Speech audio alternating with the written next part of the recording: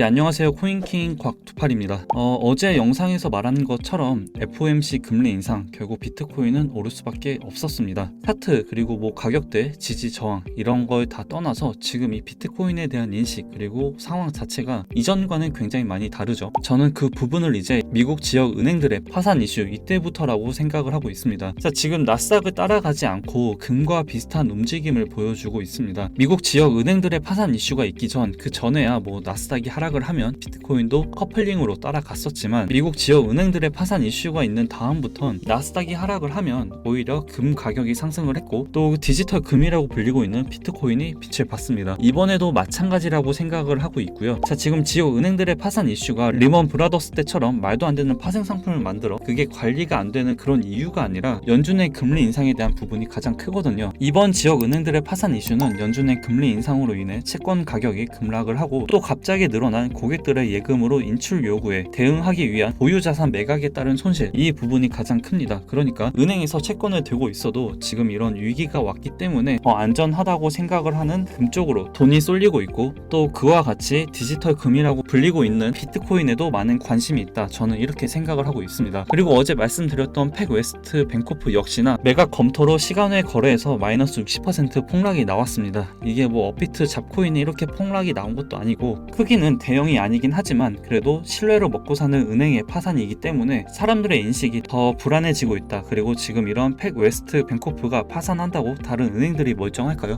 저는 전혀 그렇지 않다고 생각을 하고 있습니다. 시간의 문제라고 생각을 하고요. 이런 지역 은행들이 파산을 하지 않는 것이 당연히 좋은 것이지만 사실상 이번에도 25bp 금리 인상을 했죠. 불난집에 기름을 부었다. 저는 이렇게 생각을 합니다. 자, 그래서 저는 이 비트코인이 결국 오를 수밖에 없다. 이렇게 생각을 하고요. 사실 그런 부분이 시장이 말을 해주고 있죠. 이제 차트적으로 봤을 때 기술적 분석 이런 걸 다 떠나서 그냥 시장이 보여주고 있는 걸 한번 볼게요. 나스닥 그리고 나스닥 선물 1시간 차트이고요. FOMC 금리 인상 그리고 파월 의장의 기자회견이 진행될 때 단기 고점 대비 각각 마이너스 1.72% 그리고 마이너스 1.5% 하락이 나와줬습니다. 자, 반대로 그럼 비트코인 그리고 금은 어땠는지 한번 볼게요. 비트코인 1시간 차트이고요. 금리 인상이 진행되고 또 파월 의장 기자회견이 마무리가 됐을 때 오히려 어제의 하락분을 다 말아 올려 단기 저점 대비 3.7% 급등하는 모습을 보여줬습니다. 마찬가지로 금 1시간 차트이고요. 금리 인상이 진행이 되고 또 파월 의장 기자회견이 마무리가 되면서 비트코인과 마찬가지로 단기 저점 대비 3.2% 급등하는 모습을 보여줬습니다.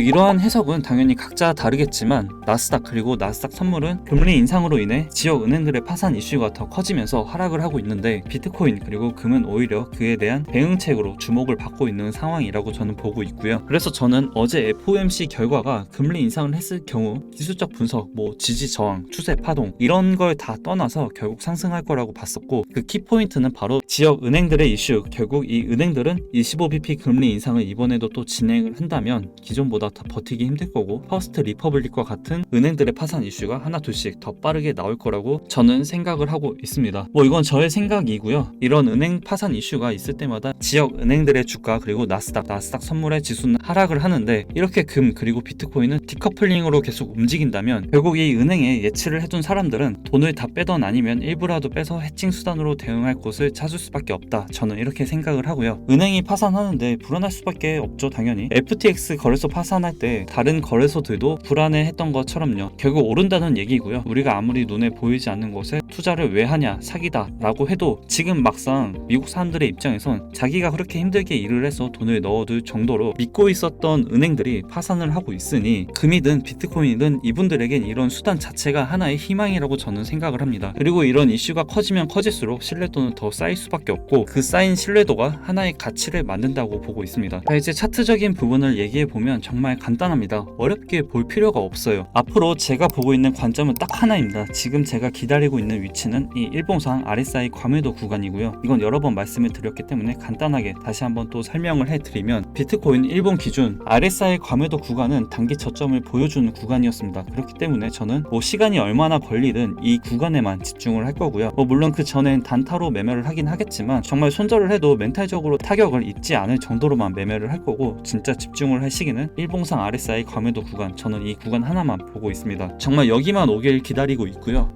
당장 다음 주에 올지 아니면 다음 달에 올지 아니면 이번 달 안에 올지 이건 정말 아무도 모르지만 시간은 상관없이 저는 이거 하나만 바라보고 있습니다.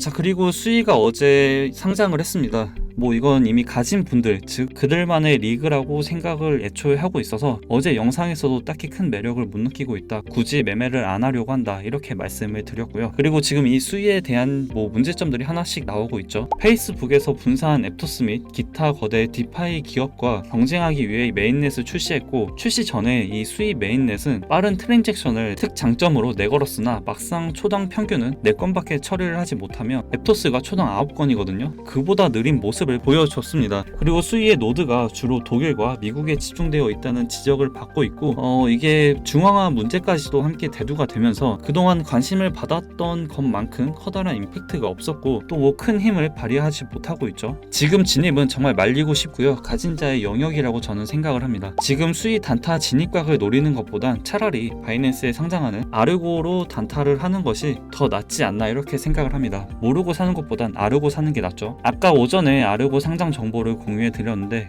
성동도 빠르게 당해야 된다고 오늘 다시 한번 느꼈습니다. 오늘 제가 준비한 내용은 이제 여기까지고요. 오늘 아르고 상장 정보처럼 빠르고 또 이 외에도 정말 많은 정보들은 제가 운영하고 있는 코인킹 실시간 정보 텔레그램 방에 공유를 해드리고 있습니다. 당연히 100% 무료고요. 돈을 받지 않고 또 입장하기 위해 어떤 걸 요구하지도 않습니다. 들어오셔서 그냥 많은 정보들 받아보시고 또 여러분들에게 많은 도움이 됐으면 좋겠고요. 도움이 되셨다면 구독, 좋아요, 댓글 한 번씩 부탁드릴게요.